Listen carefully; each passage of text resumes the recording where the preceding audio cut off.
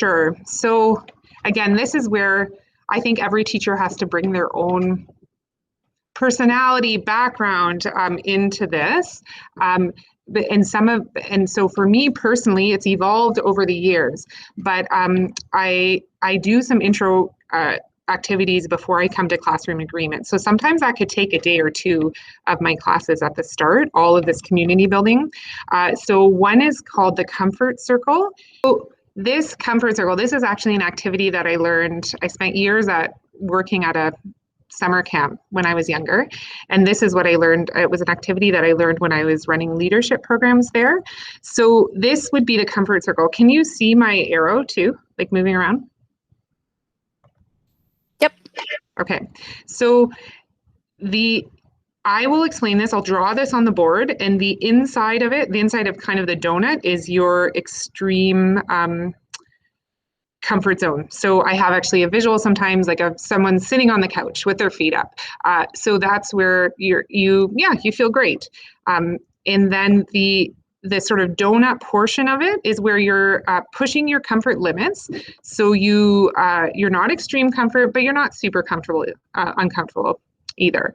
And then the edge of the donut out here, that would be the edge of your comfort zone. And again, when I explain this to students, I will have, I'll write those sort of labels up on the board. And then anywhere outside is your panic zone. So that's where you're so uncomfortable, all you're thinking about is getting back into that extreme comfort zone. So in regular non-COVID times, I will often talk about this, and then I'll get big rope and put it on the classroom floor. It's awesome because it's kinesthetic. They can move around, and it's really low risk. No one is really paying attention to how they respond to this activity. So it's a great intro activity. So you put the outside, and then they're the inside circle on the ground, and then I have a series of questions.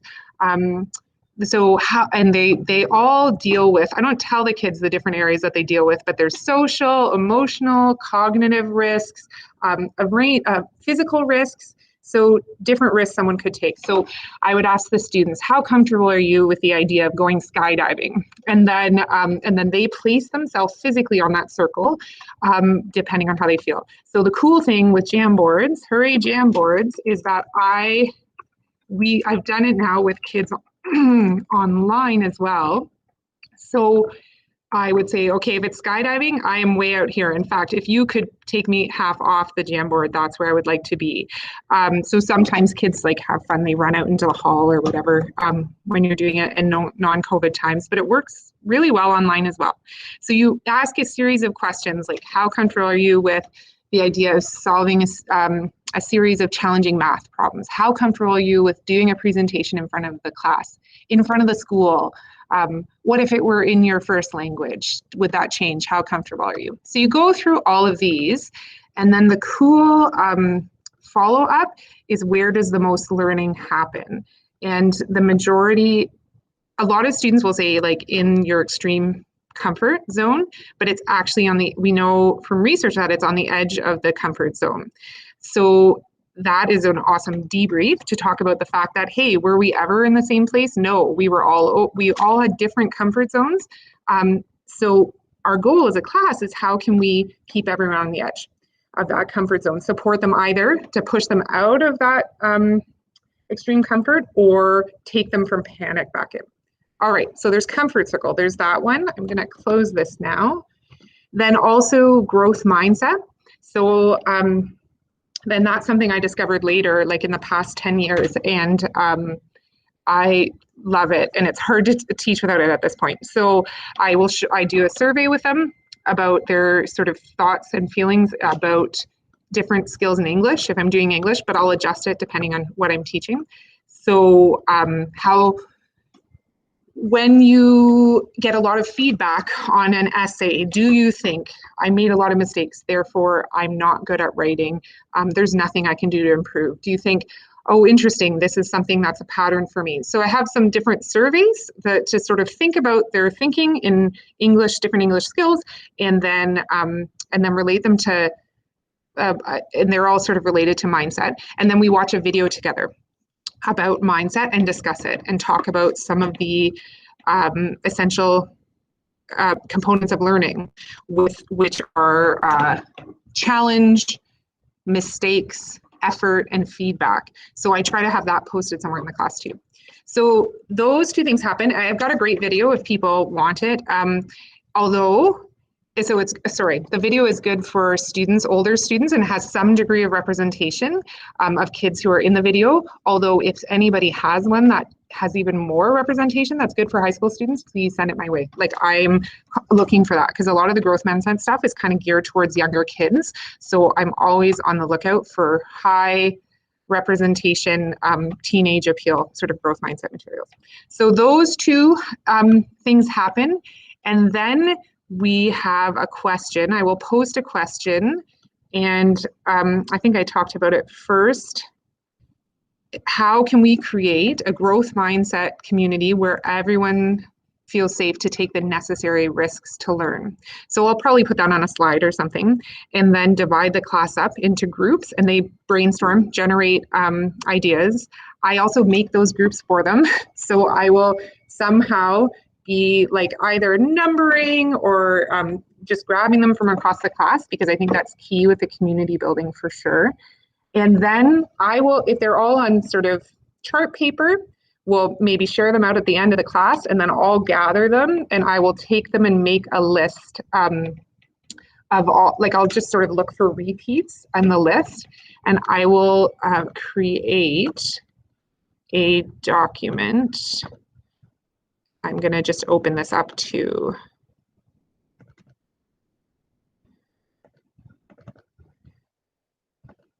that. Looks like this. So there's probably a like fancier, nicer way to do it, but your awesome list of ideas for creating a growth mindset classroom. And I write down all the ones, trying to avoid any repeats. And then they get, in this group, I gave them 8 votes total. Sometimes I give them 6. Basically, I want them to start sort of honing in and seeing where the class is in agreement in some of the most important ones. So they just get a tally to put that vote in. So they'll do that. And then I will take that information and create a class creed document. So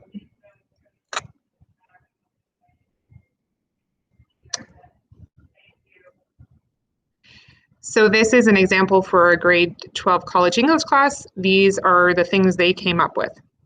Be positive, be respectful, always be prepared for class, give everyone a chance, everyone deserves a chance, try new challenges we haven't done before, work with people to share ideas, not make fun of or make people feel bad about their ideas, offer help / emphasize if we notice that someone is struggling. Example, describe a similar experience that we have overcome in the past. Compliment people on what was done well and politely give constructive feedback on what they could change next time. As much as possible, so we, the grade 12 English class, agree to this list so that we can create a growth mindset classroom community where everyone feels safe to take the necessary risks to learn. And then I will sign it, and other students will sign it as well. And I put this down here. This isn't the student's name, but I had a student once who didn't agree with everything, and he put himself underneath, and he was a student who often wanted to discuss a lot of things. So I continued to discuss with him, but I was like, do you feel comfortable putting it there? And he said yes. So we kind of left it at that. Yeah. Oh, I know. So I try as much as possible to keep the students' wording if I can. It's really tempting for me as an English teacher to edit it and sort of find like, oh, but if we use this one word, we're going to shrink it down and make it much more concise. But as much as possible, I try to stick with their wording of it, so it's really their document. Oh, and then from there, in an ideal world, I'd have a student write it up on a piece of flip chart, and we'd post it, and we would also sign it by hand. To be honest, sometimes I get to that and sometimes I don't. So we have it as an electronic document, but both seem to work.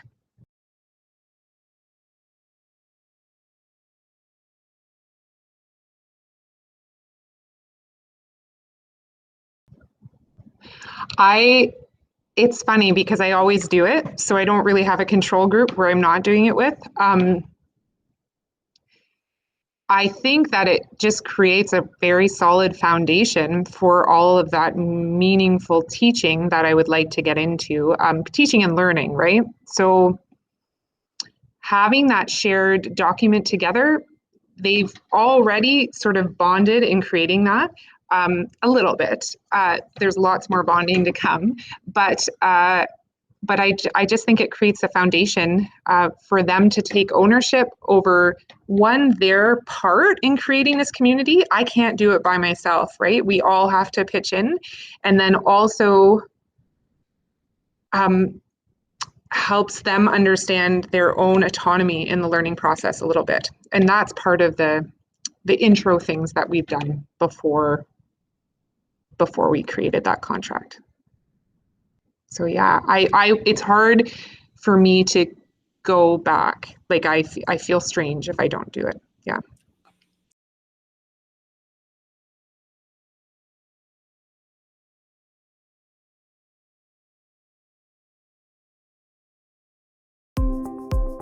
We would love for you to connect with us. Follow us on Twitter at Learn Bite Sized. Visit our webpage to find all of the videos we've created in the past year, or send us an email. We would love to hear from you. Send us your feedback. Send us your ideas for future videos. We hope to hear from you soon.